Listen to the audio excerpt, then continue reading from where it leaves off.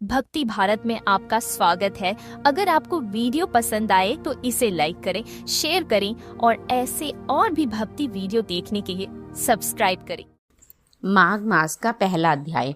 एक समय श्री सूत जी ने अपने गुरु श्री व्यास जी से कहा कि गुरुदेव, कृपा करके आप मुझसे माघ मास का महात्म्य कहिए, क्योंकि मैं आपका शिष्य हूँ।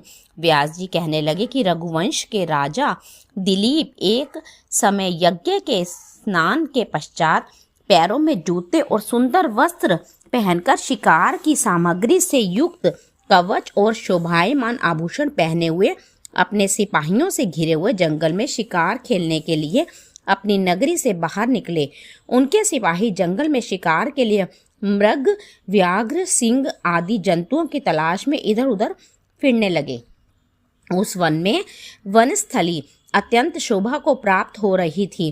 कहीं कहीं मृगों के झुंड फिरते थे, कहीं गीदड़ अपना भयंकर शब्द कर रहे थे, कहीं गैंडों का समूह हाथियों के समान फिर रहा था, कहीं वृक्षों के कोटरों में बैठे हुए उल्लू अपना भयानक शब्द कर रहे थे, कहीं सिंहों के पद चिन्हों के साथ घायल मृगों के रक्त से भूमि लाल हो रही थी, कहीं दूध से भरी थनों वाली सुंदर भैंसें फिर रही थी, कहीं पर सुगंधित पुष्प, हरी भरी लताएं वन की शोभा को बढ़ा रही थी। कहीं बड़े बड़े पेड़ खड़े थे तो कहीं पर उन पेड़ों पर बड़े बड़े अजगर और उनकी केंचुलियां भी पड़ी हुई थी।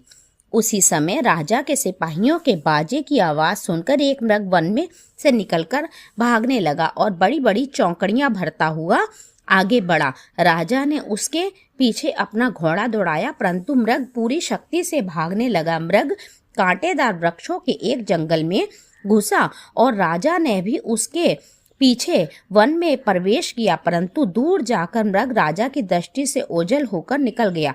राजा निर्जन वन में अपने सैनिकों सहित प्यास के मारे अति दुखी हो गया। दोपहर के समय अधिक मार्ग चलने से सैनिक थक गए और घोड़े रुक गए।